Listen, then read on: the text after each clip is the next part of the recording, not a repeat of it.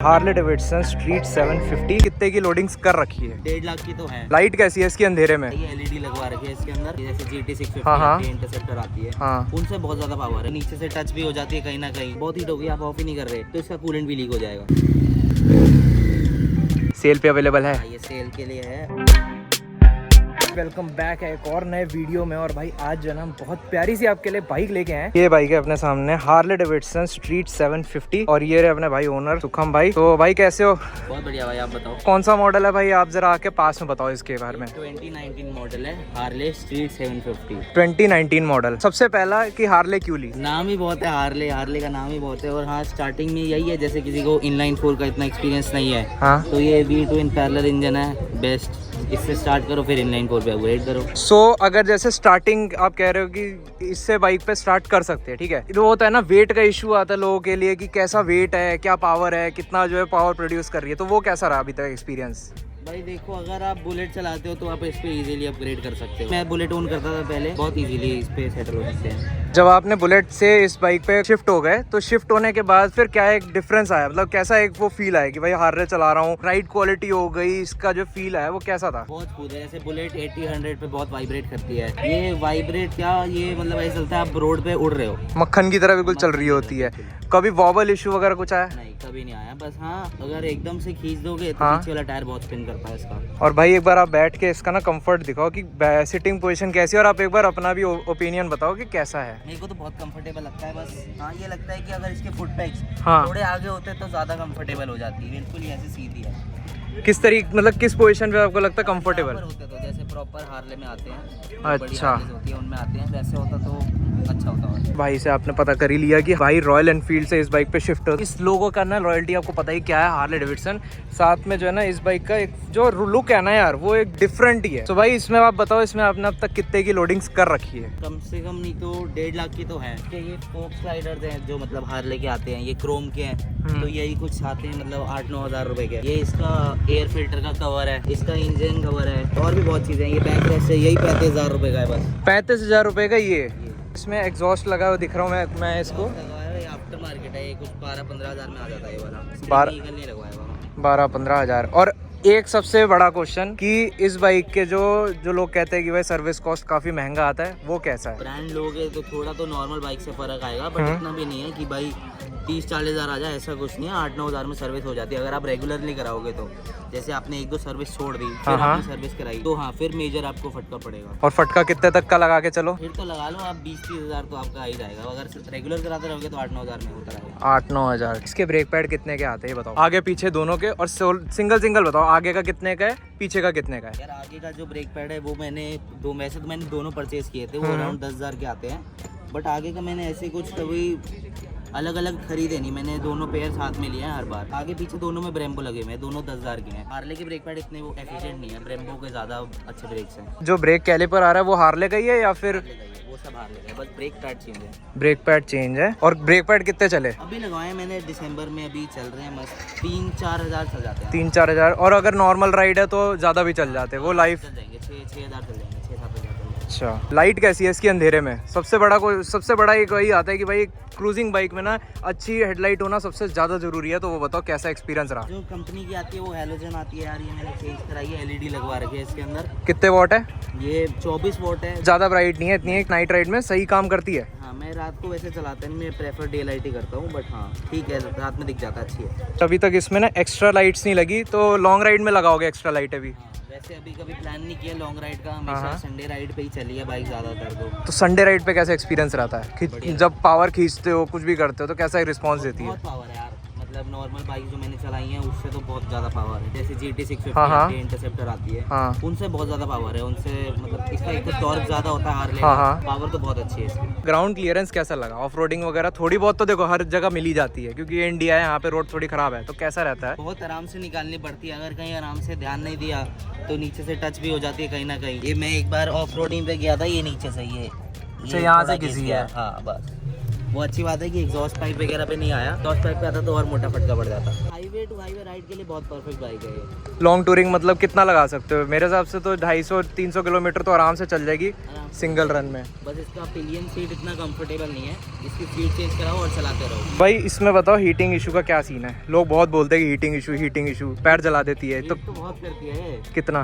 बहुत ज्यादा। अगर ट्रैफिक में आप फंस गए हाँ हाँ तो विद इन अगर आपने 32 सेकंड मूव नहीं करी हाँ है, हाँ तो इसका रेडिएटर फैन चालू हो जाता है। और अगर हाँ ज़्यादा हीट हो गई, बहुत हीट हो गई, आप ऑफ ही नहीं कर रहे, तो इसका कूलेंट भी लीक हो जाएगा। ये देखो, ये इंजन इसका यहीं पे है, सारी हीट यहाँ पे आती है। अगर फैन चल जाएगा तो हाँ। सारी हीट आप पे आएगी। ये रहा इसका फैन, यहाँ से सारी हीट ऐसे आएगी। और अगर पिलियन बैठा है तो पिलियन के पैर तो चले जाएंगे, क्योंकि पूरा एयर फ्लो उसी पे जाएगा। ट्रैफिक के लिए अगर देखें तो ट्रैफिक लायक है भी और नहीं भी है। हाँ, नहीं भी है वैसे तो, नहीं है। ज़्यादातर हाईवे टूर ठीक ही है। तो एक बार भाई बाइक स्टार्ट करके जरा दिखाना आवाज़ कैसी है इसकी। MK रेसिंग कस्टम का एग्जॉस्ट है भाई, लोडेड बाइक। भाई आवाज़ तो काफ़ी बेसी सी है, हल्का।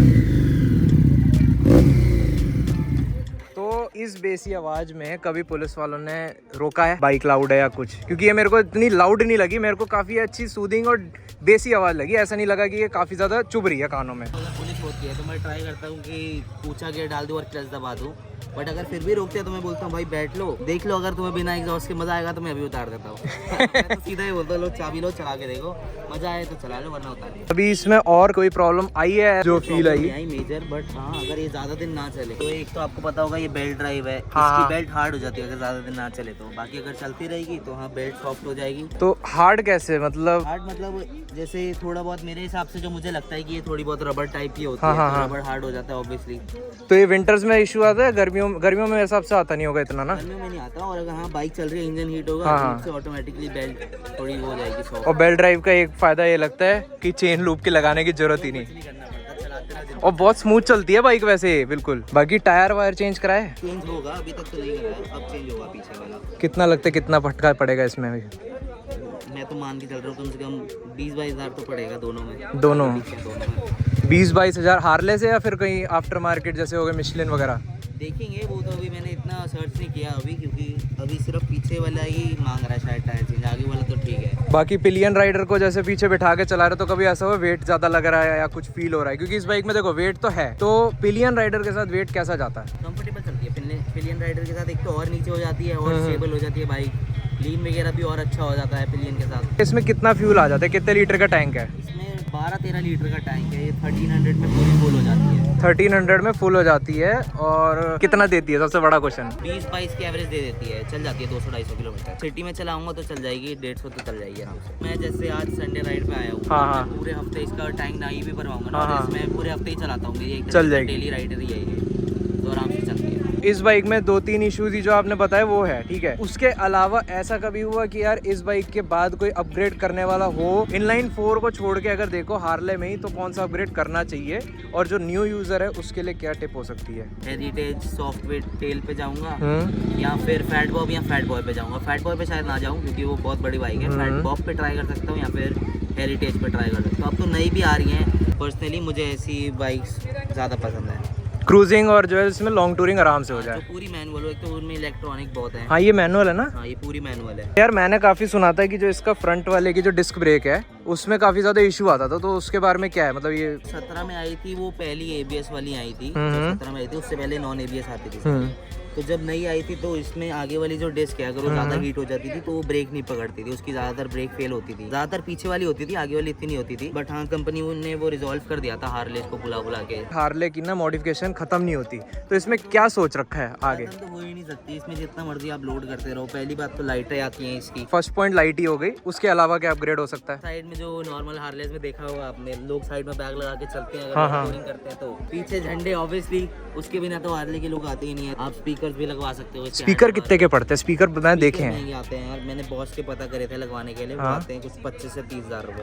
हैंडल बार पे भी लग जाते हैं, वो लेग गार्ड पे भी लग सकते हैं, कहीं भी लग सकते हैं। बाकी इसमें कभी कोई एरर वगैरह आया है? मैंने रेगुलर सर्विस कराई है तो कोई एरर नहीं है। कोई जो सर्विस नहीं कराते तो उसमें इंजन लाइट क्या क्या जल जाएगा पता नहीं। सर्विस में सारा वही इंक्लूजन है ना? Oil filter, air filter, petrol filter तो होता नहीं है शायद मेरे हिसाब से। एयर फिल्टर कौन सा? एयर फिल्टर आफ्टर मार्केट है या अभी स्टॉक है? स्टॉक है। कितने का होगा अप्रोक्स अगर बताओ तो? कभी पता नहीं किया, बट कुछ मेरे हिसाब से 3 या 4 हज़ार का था। सर्विस हुई थी इसकी, वो हुई थी अराउंड 20 हज़ार की हुई थी। 20,000 की, उसमें सभी हो गया था चेंज। क्योंकि उसमें पार्ट चेंज होने थे, इस वजह हाँ। से वो महंगी हुई थी। बाकी अगर रेगुलर सर्विस होगी तो वो 8-9 हज़ार में होगी, जिसमें कोई पार्ट चेंज नहीं होगा। इसमें मेजर डिसएडवांटेज जो मैं कहूँगा, हाँ। इसमें ये इंडिकेटर का कहीं फिक्स कुछ नहीं है। ये नीचे आ जाएगा इंडिकेटर, अगर अपने आप सरक जाएगा। हाँ, ये देखो ये नीचे आ गया, ये ऊपर करके यहाँ पे फिक्स करना अरे पड़ता है बाप इसको। रे, तो ये पीछे पेच वगैरह है या फिर ऐसी है? कुछ नहीं है, बस वो एक स्लाइड करके फिक्स होता है और कुछ नहीं है। और अगर ये वाला नीचे आ गया और मैंने बाइक बंद हाँ, कर दी तो तो ये ये लग देखो ये यहाँ पे लगता है। ये जो ये मिरर्स हैं, इसका कैसा व्यू आता है? लोग करते क्या है ना, लोग जो बार एंड मिरर्स लगवा लेते हैं, छोटे वाले लगवा लेते हैं, तो उसके कंपैरिजन में ये वाले कैसे लगे?